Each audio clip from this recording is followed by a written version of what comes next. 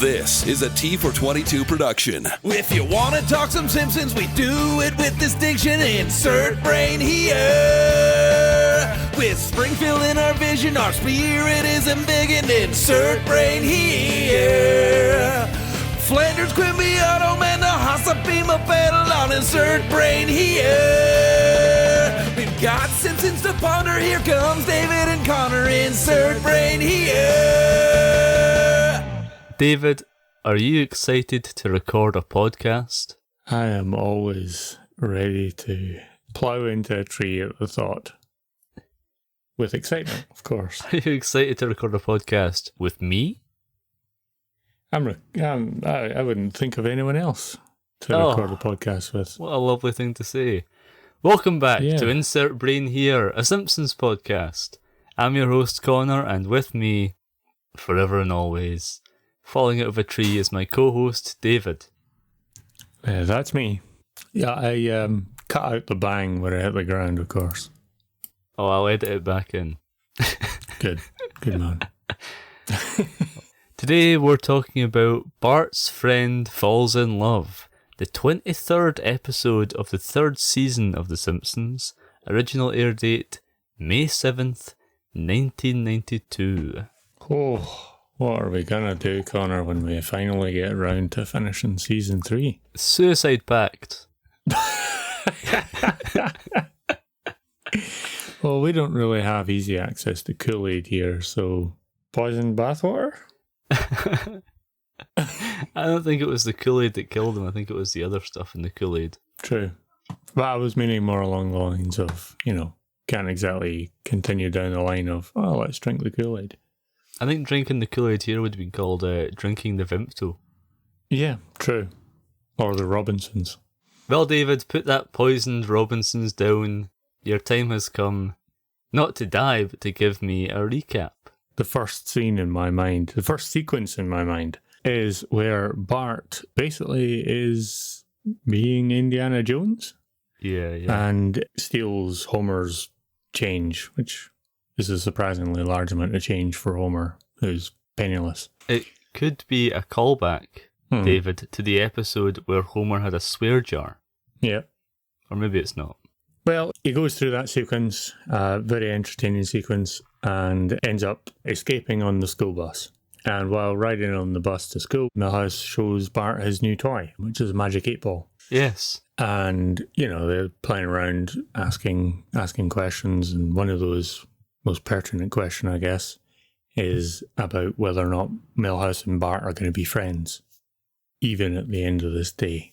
Mm-hmm. And it comes up with a no. We're wondering what that's going to be. Well, very quickly we get that answer, and it is a new student, Samantha. Cannot for the life of me remember her last name. I'll keep that in mind for Ion Springfield, where I only refer to her by her surname. Miss something or other. So this Samantha person, Milhouse basically falls in love with her. It's in the title. Milhouse and Samantha end up in a bit of a relationship. He brings her over to Bart's treehouse, where they share their first kiss and subsequently a lot of kisses. The sort of B-plot, I guess, is Lisa is worried about Homer's eating habit. God, I forgot all about that. Yeah. Oh. So at Lisa's suggestion, Marge orders a subliminal weight loss tape for Homer, but in fact gets sent a vocabulary enhancer tape instead. So Homer starts sounding smart for a little bit of the episode. Yeah, but not losing any weight. If anything, putting more weight on. But yeah, gains weight. He gains weight, yeah. I thought I was just skim reading there, and I thought that said flowery erectile, and I was like, wait, what? But no, I said erudite. Milhouse and Samantha spend basically all of their free time together, mostly leaving out Bart. Bart does third wheel a lot, but it's basically to the point where Bart's getting jealous and kind of gets a bit of an idea, almost because of Milhouse. Yes, Milhouse says he needs to continue to use Bart's treehouse to kiss Samantha, because Samantha's dad is quite strict and would freak out if he knew about this. Because of that, Bart knows where they're going to be and snitches, eventually coming clean at the advice of Lisa. Bart and Milhouse go over to, is it St. Sebastian's school for, is it Wicked Girls? Oh, I don't know that I like you having this helping hand, David. I think this might impede on my eye on Springfield. Yeah, I close it for the eye on Springfield. I'll have to strike St. Sebastian from my first appearance list. Except obviously I'll leave out the Saint part and just be like, who's Sebastian? David, who's Seb? Oh, I'm sorry, Not David. the old cook?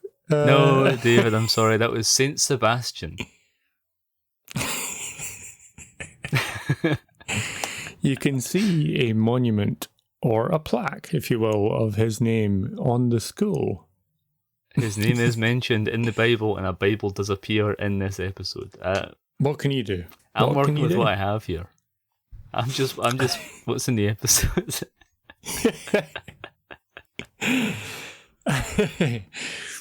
So yeah, they apologize to Samantha about it. She says that she loves St. Sebastian's, still has feelings for Milhouse, and eventually gives him a kiss goodbye. And that is pretty much the episode done. Very good, David. What a nice recap. Oh, thank you. Glad you can lie on cue like that. Something I also noticed as I've been listening back through season 3 of our podcast, Insert Brain here, is that we used to go straight from recap to Eye on Springfield. We've stopped doing that since we started this new 2025 edition of the show, since we revived it. Because, David, it's time to talk about the episode. Oh, my favourite bit. I'll kick off this full conversation. Have you ever owned a Magic 8 Ball?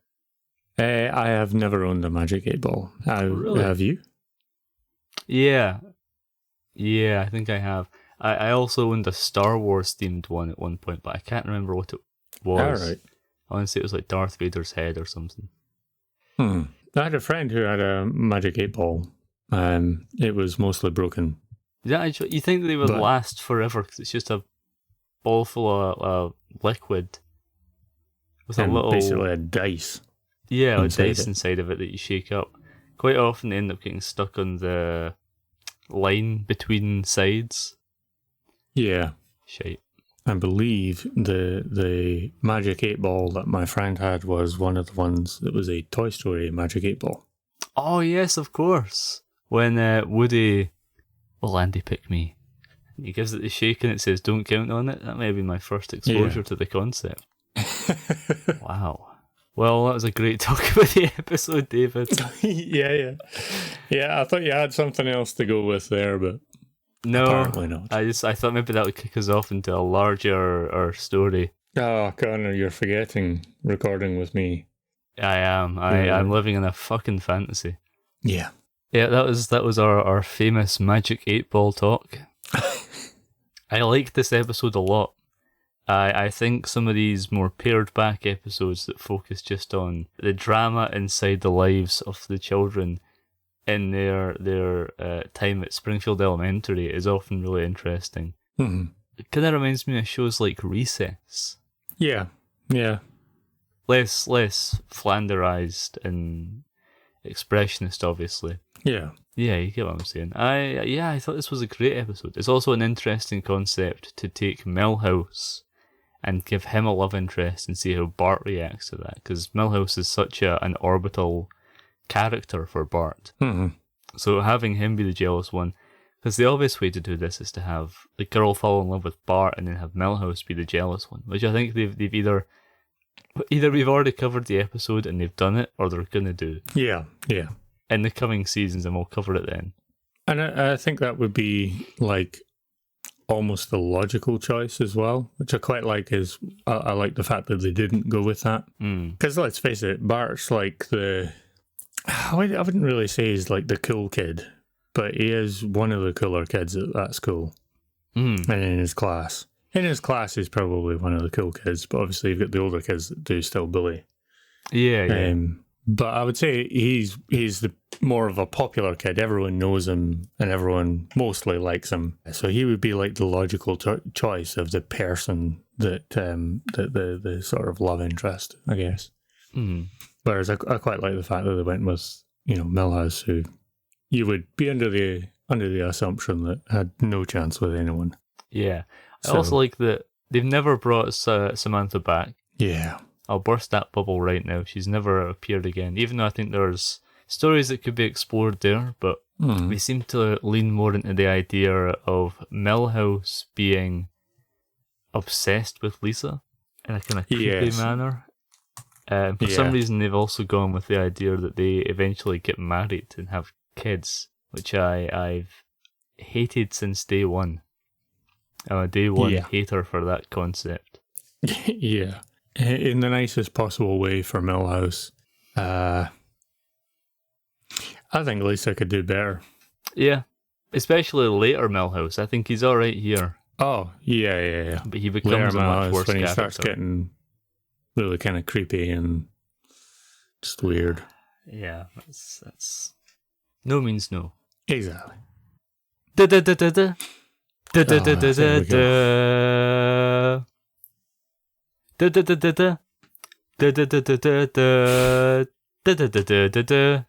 Put me out my misery. Aye. I know that no means no, but there's no to Ion Springfield, the segment in this show where I go through characters who've made their first appearance in this episode, and David has to figure out who they are. Yep. And I used to say that if he gets them all, he wins a prize, but I've stopped saying that because he never gets them all. True. Even though it's such an easy segment. I don't know what his issue is. Yeah, well, when you're sitting staring at the list, I'm sure it's very easy. I think you'll find that we swapped over for one episode and I got 100%. I believe if you think back to that, harken back to the episode, you already looked at the list before we decided for it to swap. I'd done preparation for it many weeks in advance. I was... First appearance, David. First appearance, David, of Ezekiel. Ezekiel was one of the sort of weird, sickly looking boys in the school classroom. Like the two boys that get told they can go outside and pray for our deliverance. That's right, David. At the behest of his parents. Wow, that's right. I'm right in saying that they looked quite sickly in the drawing style of. They were incredibly pale and rather thin looking. They have that pale look to them, similar to Wendell, who's the travel sick student who's always on the verge of vomiting. Yeah. David, who is Dom DeLuise? Dom DeLuise? Yes, David. Who is Dom DeLuise? Is that the nun at the school? Wrongo! Put in the Wrongo theme. Yeah. Wrong.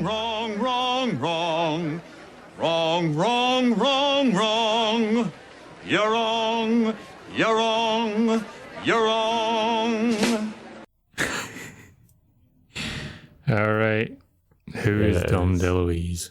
David, Dom DeLuise was an American actor and director. Kent Brockman uses his image on his report of overweight Americans. He says the Americans have grown up with the image of the jolly fat man, and then he shows 3 images. Dom DeLuise, Alfred Hitchcock, and Santa Claus. Yeah. Okay, yep. No prize. Fair enough. No prize this week.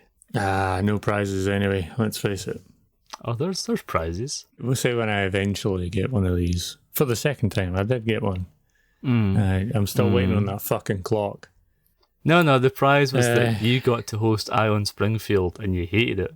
Yeah. You hated your prize. Yeah, it's because you cheaped out on the clock. It was supposed to be a clock. I couldn't get the clock. I was outbid on eBay. First appearance, David, of Mr. Stanky. Is that... And we're not talking here about the stanky leg. That's Samantha's last name, isn't it? That's her father. That's Because right, it just David. popped into my mind about... she gets introduced as Samantha Stinky by Principal Skinner. That's right, David. Who is Samantha Stanky? That would be Samantha. Yes. The love interest. Funny that her dad came up in this before her. You think she would have? That's odd. Yeah, aye. It's probably because it comes up as Mr. and then the last name that I couldn't remember. First appearance, David, of Ishmael. Ishmael. Is that the other boy that got told to go out into the hall and pray for their deliverance? Yes. Right. First appearance, David, Mm-hmm. of Mickey Mantle. Is that one of the individuals on one of the Lisa's comic? I like how you're thinking in this Iron Springfield. Wrongo. That No wonder you like how I'm thinking. No, but I like that you're taking interesting guesses. Some of those other episodes in the past, you're just like, oh fucking no. Fuck only knows, mate. Or you'll pick one like The Nun, and then every time I'm like, who's Mickey Mantle? Is that the nun? And at the end I go, the Nun wasn't in it. Yeah. Mickey Mantle was an American baseball center fielder. He is on the trading card that Bart trades. It's Milhouse's trading card, and Bart trades it for a photo of Homer on the couch. That was it. Clearly taken earlier this episode as well. David, who is Carl Yastrzemski? I'm going to guess that's maybe one of the other baseball players that gets traded. Right you are, David. Very good. A former American Major League Baseball left fielder. Oh wait, strike that from the record. His first appearance was in 3 Men in a Comic Book. Oh, okay. Fair enough. You got that I was one going right. to say, there's a lot of fucking baseball players showing up in here, and I've never heard of a goddamn one of them. Who is Mrs. Scratchy? Mrs. Scratchy, that's who ends up getting decapitated by Itchy's fucking hat. Very good, On her David. wedding Yes, day. that's correct. Who is Packer? Who is what? Packer. Packer. I'm trying to think of a situation where there was even a Packer. Or Maybe it's their name, or maybe it's their title. it could be a title, it could be the name, it could be their cousin's second last fucking name twice removed. Maybe it's related to Aaron Presley. Maybe. I have no idea who Packer could be. I'm gonna go with maybe it's Nun Packer. Is it the Nun? No, David, that is Subliminal Tape Packer. He packs Homer's weight loss tape, or is supposed to, and he goes, "For all of the weight loss tapes." Then he goes, "Enjoy your tape, fatty," and he gives them the other one. Ah. Yep. Forgot about that scene. Otherwise it would have made a bit more sense. David, who is Fuzzy? Fuzzy. Who the fuck is Fuzzy? Did Samantha mention in passing the one time when she had a teddy bear called Fuzzy? Fuzzy is Fuzzy Bunny. He appears in Kemp Rockman's sex educational yeah, tape. that's fair. David, who is Fluffy? Ah, that's who Fuzzy meets. That's right, David. Very good. You're not about to name all 14 of the babies. Well, the 8 that survived. I could have done if I'd only thought in advance, but no, there's no time now. Who is Omar Vizquel? I get a funny feeling there were 3 trades that Bart made while Milhouse and Samantha were making out, so would that be the other baseball player? It would be. However, I would like to point out 3 trades were not made. This is Bart's ripped baseball card that he trades for the Carl, what's his name, that Milhouse has. All right. So I don't even have a picture of his face. No, he's in it, but his face is ripped off. He's named. And lastly, David, first appearance of Swamp Hag. First appearance of Swamp Hag. Swamp Hag. Ah, that's the comic that Bart suggests before going to get Lisa's. She's on the cover there, getting an uppercut to the gut. That is correct. And that's the end of Ion Springfield. Tally up his score at home. Pretty alright. Yeah, I did okay. I think it was 3 or 4 I got wrong. Yeah, it's still not a win though. Almost never is. Oh, I almost forgot. Da-da-da-da-da-da. Of course. Didn't do the outro sound for Ion Springfield. Technically, we were still in that segment there. Frightening. We were trapped. So, David, you ever been in a similar situation to Bart and Milhouse here? No, not really. Yourself? Nah. Yeah. What a segment. Let's move on. Tell me about your notes.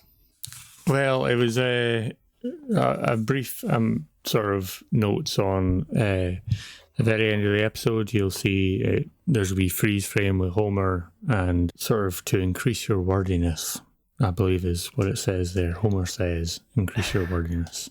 Yeah. And then it's got some words and the definitions in Homer's eyes, I guess. I checked and double checked because I wasn't entirely certain with a couple of them, but they are in fact real words. The definitions are mostly not correct. Some are Homerized correct versions and some are just wrong. Satiety, or belt popping fullness, as it is on there. It's the state of being completely satisfied, which is about that right. Kind of fits, aye. Triumvirate, 3 guys giving orders, pretty much about right. A group where 3 people who are in control or in charge. I don't know about 3 people giving orders, but I know 3 mice who give trivia. Oh, no. No, carry on. Very good. Gourmand, like a gourmet, only fatter. A gourmand is a person who enjoys eating a large amount of food. For example, Homer. Does indeed. Machiavellian says I don't know next to it. It's typically using clever but often dishonest methods that deceive people so that you can win power or control. I was familiar with Machiavellian. Yeah, Machiavellian. I was familiar with the last 3. It was satiety and triumvirate that I wasn't sure about. Boudoir, where a French guy does it. Now, technically, that is and isn't correct. I guess it's kind of along the line. It's a joke, but a boudoir is typically a well-appointed room. Historically, but used by women to relax, entertain, sleep, and get dressed. Well, best known these days for its association with the type of photography. Exactly, yeah, and boudoir art and the like. So yeah. And that's pretty much my notes. Like I said, brief. Very brief. Yes. What about yourself there, Connor? I believe you also... David, I wanted to do something unprecedented. Something that we've never done on this show before. All right. I want us But we maybe have on Radiators of Glory. That was it, yeah. My heart belongs in Dalston, except it was actually Galston. That's my poetry podcast. Right. My heart belongs in Dalston, and then in brackets it's sick Galston. No, David, I wanted us to talk about the chalk gag. Oh. What? Yeah, I know. That's a rule. We don't talk about the chalk gag. Or the couch gag. Yeah, that too. We just pretend like the intro never existed. Well, I couldn't help but sit through the intro in this one. Did you happen to sit through the intro? I also sat through the intro, mostly because I had a biscuit in my hand and a cup of tea in the other. So I was like, it is what it is. That's ideal Simpsons viewing right there. Exactly. Did you catch what the chalk gag was, what it said, what Bart had written? I will not snap bras, I believe. Yeah, that's right. What a horrible thing to put in the show. Yeah. The implication that 10-year-old Bart is going around like twanging the back of people's bras. And also, where the hell is he getting bras? Oh, it would have to be Like, the who? teachers. Well, yeah, because he's at an elementary school. He must be a year or two from the top of elementary before you go off to middle school, isn't it? Yeah, he's 10. So he's I think the year away from the top. So the top year, whatever that is in elementary, I believe, would be where they bugger off to middle school. Mm-hmm. Either that, or there's people in the same year as him who got held back a few years and therefore are older. Well, we definitely have Jimbo, Dolphin, Kearney. They go to Springfield? Or I thought they might have gone to, they go to the elementary middle school. school or something. I don't know if it's been established as of yet, but we do see them in the same school. Right. Fair enough. All right, so he must be a year behind, or a year from the top then, if that's the case. But basically, who the fuck is wearing a bra? Yeah, it would just be 10 the or staff. 11 years old. So he's just assaulting the staff. Yeah, because even if there was a child and a 10 or 11-year-old wearing a bra, surely it would be a training bra of some kind, which doesn't have the metal strip. It's basically a sports bra. It's just fabric, so if you were to ping it, it would do nothing. Yes. So the actual snapping of the bras, it would have to be the adults, yeah. It's a horrible thing to think of, and I really didn't like it, and that's why I thought I need to make a point of bringing this up on the show, even though it violates our rule of never talking about the chalkboard gag. We've gone like 50 plus episodes, maybe even 60 plus episodes. Who knows where we are right now? Oh, we don't. Hold on. This is the 65th episode. Yeah. And it's the first time we've talked about. In 58 episodes of The Simpsons, we have yet to talk about the couch gag or the chalkboard gag until now. Wow. And that's how bad it was. Yeah. I'm glad you actually picked up on that, because I just saw that and went, yeah, whatever. So, yeah, I just never actually put two and two together. It's just like no brain power went into thinking about what that was. Same as the past 64 episodes, mate. Correct. Yes. Correct. Yeah, there's way too much brain power went into infinitesimally small detail about the intro or the recap. But anyway, yeah. Well, that is, like you said, unprecedented. David, check your watch. Is it just me? Yep. Or are they running a little bit late? They might be running late.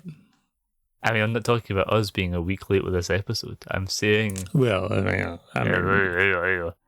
aren't the three blind mice who are meant to deliver our trivia usually here by now? I think I just had an aneurysm. Well, put that aneurysm on hold and open the little door. There we go.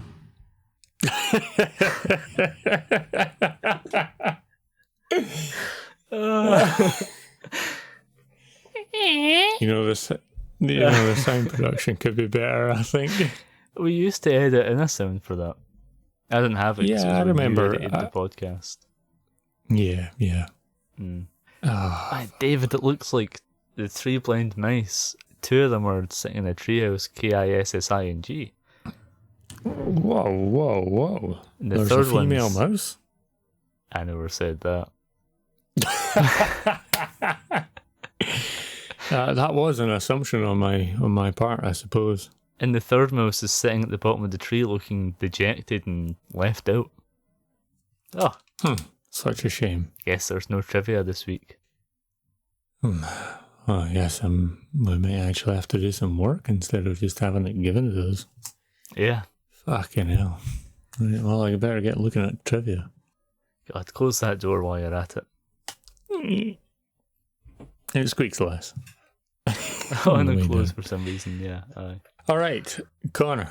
Yes, Dave. I've collated some trivia because the three mice are busy. Well, two of them are very busy and one of them's dejected. Good. John Williams' theme song for Raiders of the Lost Ark, the Raiders March, plays through the opening sequence, and the producers had to contact Steven Spielberg in order to clear the rights for the song so they could use it in the episode. I'm glad that they did clear it because it really makes that sequence. Yeah, it does. And I love the power slide under the garage door and then the realising, my hat as well. Like grabbing the hat, yeah. I like how they had to reincorporate Bart's lucky hat from whatever episode that was in. Was it Homer's Odyssey? Where it dyes Homer's clothes pink? Yeah, I think it is. Or something like that, some episode like that. Yeah, I'm glad. It was good. I also love seeing Homer jumping up and down at the end like he's shaking a spear. Yes. Like he's the angry spear chucking folk from Raiders of the Lost Ark. Yeah. And he's just yelling incoherently as well. Yeah. In reference to the play Romeo and Juliet, Milhouse says that Samantha and his relationship started like Romeo and Juliet, but ended in tragedy, unaware that the play also ends in tragedy. Yeah, this didn't end in anywhere near as much tragedy as the play, though. No, it definitely not. Apparently, Milhouse's original line in the scene was, "It feels like somebody gave my heart a wedgie." Oh. That's nowhere near as good as the one they went with. Yeah. Space Mutants 7 marks the final appearance of that franchise in the early years of The Simpsons. Space Mutants 12 would appear later in season 11, I believe. Well, you can keep that in your memory for the Ion Springfield for that season 11 episode. No, I'm aware. Maybe for Ion Springfield I should start incorporating characters who haven't made whose first appearance is not in this episode and see if you catch it on that. If you go, actually, that's not their first appearance. What do you think about that life. As a concept? I think I'll be biting a bullet before then. When Milhouse and Samantha kiss for the first time, their arms, chins, and lips make a heart shape. I did notice that. Yeah. It's very nice. Yeah. Maggie Roswell provided the voice of the nun, and the song sung by the nuns at the all-girls school is Dominique by Janine Deckers of Belgium. Roughly translated, its official lyrics is Dominique, unique, went about simply, a poor singing traveller, on every road, in every place, he talks only of the good Lord, he talks only of the good Lord. Maggie Roswell did not know the actual French lyrics to the song, so she made up her own. Very good. Apparently, the physical appearance of Samantha is based on Jay Cogan's niece, also named Samantha. Wow, what a coincidence. I know. Do you know who voices Samantha in this episode, David? Is it Kimmy Robertson? It is, yes. From Twin Peaks, best known for her role in Twin Peaks as Lucy the Receptionist. Yes, yeah. Not going to lie. It was a guess, but it was a fairly educated guess based on the fact that the next bit of trivia. The trivia is right in front of you. Says Kimmy Robertson said of her role, "I had no idea how popular it was going to be after that. All my friends think I'm the bee's knees now. I've made it." And it was still a guess as to who, but you know, the Magic 8 Ball was invented by Albert Carter and Abe Bookman in 1950. I thought it would have been older than that. That's quite interesting. Yeah, I would have thought so as well, but. Hey, it's still 1950. That's quite an old toy. I mean, the fact that you and I, although maybe not directly, owned a Magic 8 Ball, but still the fact that we've had friends who did own one. Well, you had one, but I had a friend who owned one, and even as a child was aware of it. The fact that it's a 1950s toy. That might be the only 1950s invented toy that I'm actually aware of owning. Yeah, I think I just remembered what my Magic 8 Ball, my Star Wars Magic 8 Ball was. I think it was Yoda. Ah, okay. I think it was a little Yoda. But I could be wrong. I can't find any evidence of this existing online, but I do remember it being Yoda shaped. Well, is that the end of trivia? That is, in fact, the end of trivia. The mice are already away. 2 are making more mice, or maybe not, depending on the actual gender of these mice. I was going to say there's no women allowed on the mice team. I'm afraid those are all boy mice.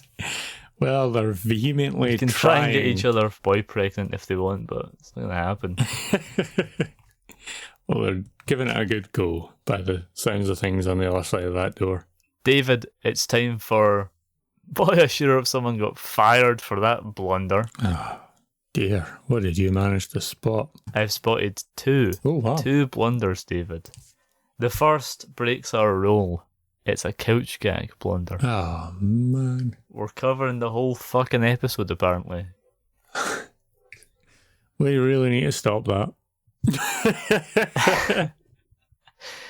The family falls through the wall and the picture of the boat, right? Yeah. And they leave a silhouette, like an exact outline, a cutout. Mm-hmm. Classic cartoon logic. Mm-hmm. The picture swings on the wall, but the whole shape doesn't move with it. It stays the same. Okay. So the part of the picture that's been taken out, I think it's by Homer falling through it or whoever, changes. So that the shape of the family remains a solid thing and doesn't alter. Ah, right. Well spotted. And my second boy short someone got fired for that blunder. Mm-hmm. Milhouse's arms, he folds his arms over when Samantha is introducing herself to the class, and they kind of clip through themselves and twist in an unnatural way, Mm-hmm. in a way that they shouldn't physically be able to do. They really... It's hard to describe, but it looks bad. Yeah. Did you spot anything, David? I clocked the arms. I wasn't really going to bring it up because I kind of clocked them in passing. I did clock that looked weird. Yeah. But that was about it for me. Very good. I want to talk a bit about the future of Bart and Milhouse. Okay, yeah. The Magic 8 Ball in this episode predicts that Bart and Milhouse won't be friends by the end of the day, and they kind of aren't. Yeah. It also predicts that they won't be friends when they are in high school. Mm-hmm. This proves to be true because Milhouse ends up going to juvie. Ah, okay. But that's like 30 seasons down the line. Yeah. So. And I don't think we have a reference for Bart and Milhouse, whether or not they would be friends in college. Although, to be fair, if Milhouse goes to juvie, then is he going to college? I don't know if he does or not. I know Bart becomes friends with Ralph and Nelson at various points in his future. Also, I just wanted to note that Milhouse has a Spinal Tap poster on his wall, which also ties into the Auto Show. Yeah. So that was quite good. Yeah. He's also got a poster of an X-Wing? He does, yeah. Yes, he does have a poster of an X-Wing from Star Wars. Yeah. Yeah. I have a habit now of looking for picture frames and things to see if I can see famous people in the background and then trying to write it down. Just in case. Writing it down and then also Googling to see if they have any monikers or nicknames or middle names or birth names or maiden names. Correct. Do they have any pets? What were their pets' names? Because that might come up. It might. 3 days worth of research just to figure out that he's not even showing up on this Iron Springfield because Connor couldn't be fucked. He's not showing up because I'm like, David, that president appeared in a picture frame in season 1, episode 6. This isn't their first appearance. Exactly. Come on. Obviously. Focus up. David, Meme Spot. Remember Meme Spot? Oh, wow. Vaguely. The meme spotted here is when Milhouse is standing on the monkey bars looking sad. Ah, right. Yeah. It's a big meme. Yeah. There's Meme Spot. Well, that was nice. It's a bit of an undercooked segment because it shows up so infrequently. It does. I'm like, oh, what do you even do? I'm not singing a theme song for Memes Box. I'll never remember it. It'll be a new theme song every time. Alright, let's talk about the episode. I feel like we haven't done that. Oh. What did you think of Samantha Stanky? Yeah, I mean, she seemed mostly quite reasonable as a character. She wasn't, like, trying to split Milhouse and Bart up in any way that I could see. Yeah. It feels like her emotions for Milhouse are very genuine and very sweet. Yeah. Yeah, it's kind of a bit of a shame that that she doesn't sort of show up again at any point. Yeah, it's definitely a missed opportunity to have her in Milhouse's future. I actually think it would have been better if they'd had Milhouse reconnect with Samantha down the line rather than having him end up with Lisa. Yeah, I would say so as well.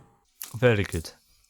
Does the implication that Homer's vocabulary improves, right? Does that also mean that if he had gotten the right tape, he would have lost weight? That's a good that's question. Why they were sold out. Maybe. And maybe they couldn't be not sold out, because if they were, then they would have to start drawing Homer differently. Yeah. Or they would have to find a way. Oh, to be fair, I was going to say that they would have to find a way to make him fat again. But then again, they also made him stupid again, because when he stopped listening to he stopped listening to the tape, his vocabulary vanished. He didn't even know the word for spoon. Suppose you could always just have the tape get broken at the end, and he immediately puts all the weight back on. Yeah, you know. Yeah, I think, I almost kind of think that would be a little bit funnier, actually. Yeah, I'm sure they've done it at some point. Him successfully losing the weight, and then just, like, within a day, that's him back up to his usual weight. It breaks during the night, and instead of going back to sleep, he's like, oh, I suddenly feel hungry. And he walks downstairs, opens the fridge and the freezer, and just starts eating food. Yeah. Yeah. You ever notice the fact that the Simpsons are a poor family, right? They're penny pinching to nothing else. They've always got food. The fuck? Yeah, they're Americans. That's a good point, actually. It's a valid point. Because I was going to say, I distinctly remember being in quite a bit of a poorish household at certain times throughout, where it was like, we never entirely went without food, but it was like, yeah, we don't have shit that you can just go in and start fucking ravaging the cupboards. Because if you do, we don't have any food then. Aye. I definitely have experienced the same, but like I said, these are Americans. David, it's time for your one bit of animation that you actually quite liked. This is the segment in it. This is this is the segment in this show where David, that's you, gives me one bit of animation that you actually quite liked. David, what was your one bit of animation that you actually quite liked? Well, Connor, my one bit of animation that I actually quite liked. This episode was the intro sequence, the Raiders of the Lost Ark intro sequence. It was... I knew you were going to say that. It was just, I could have predicted it. Yeah, it's easy prediction right there. That was... I'd completely forgotten that this was even in The Simpsons as like the intro. We bit that they did. It's interesting that it doesn't really tie into the episode at all. Like even the hat or the jar of coins or Homer being angry at Bart, that doesn't tie into the story in the slightest. In fact, you could take this and stick it on the beginning of any other episode. Yeah. And it probably wouldn't change anything. Yeah. Aside from the runtime. Well, aye. I really like the sequence. I'm glad there was no talking or anything like that. They just did the action sequence. They managed to make Homer basically be the big rock that's usually rolling after Indiana Jones. Even his belly crashing into the garage door doesn't come up again. Yeah. Later on, when they were seeing like the house, there was no patched up garage door or anything. Yeah. It doesn't even tie into the obesity subplot. Yeah. But yeah, I really liked that scene. So it was very good. David, animation. do you want to know my one bit of animation that I Connor actually quite liked? No. Alright. Well, this has been Insert Brain here, a Simpsons podcast. I've been your host, Connor, and with me, as always, has been my co-host, David. That's been me. Yep. Join us next week when we'll be talking about Brother Can You Spare Two Dimes, the Season 3 season finale. Unbelievable. After that, it'll be 2 weeks, 2 episodes where we do ranking. Mm-hmm. Yeah. Bottom 12 episodes and then the top 12 episodes after that. Tune in for those. Aye, that'd be good. Right. Well, I think that's... Check out... Yeah, aye. We've got an Instagram and everything. Check us out on Instagram at Insert Brain Here Pod or T422. That's also what we are on Twitter. Mm-hmm. Go and look at the subreddit. Ooh. We have a subreddit now. r/Insert Brain Here Pod. That's right. Wow. Doing things. Listen to our other podcast that we used to do, that we've stopped doing. Movie House. There's about, I don't know, 12, 13 episodes of that. Yeah. I give it a listen. It's not entirely dead. It's just... on hiatus. Yeah. So we can focus on Insert Brain Here, a Simpsons podcast. The Moneymaker. Be sure to reach out to... If you want to send us a question or a message or anything, get direct line to me and David, have it read out on the show. Send an email to that's TEA, the number 4, 22, spelled out, the word 22 written out, at gmail.com. That's TEA, number 4, 22 written out, at gmail.com. Glad we made it very, very difficult for everyone. Grand. Is there anything else that you want to add, David? No, I'm good. You? Just that I'll We've forgotten anything? smell you later. Oh my god, that's the worst one so far. No, it's not. No, It really isn't. not even close. We've got ones where I'm saying smell you later and a half minute later you're saying it. Oh, there's quite a few the other way around as well. There's ones where I go, right, David, it's time for us to... Yeah.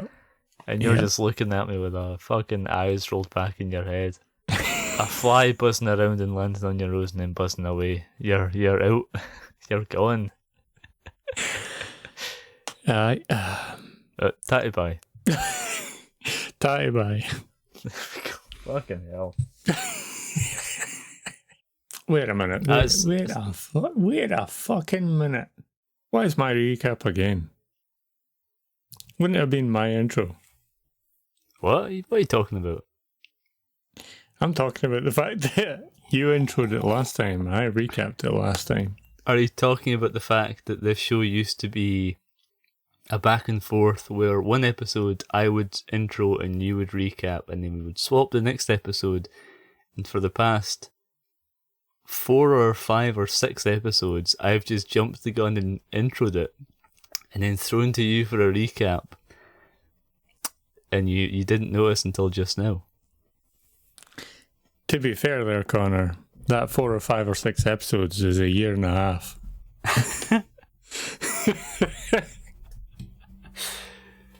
True.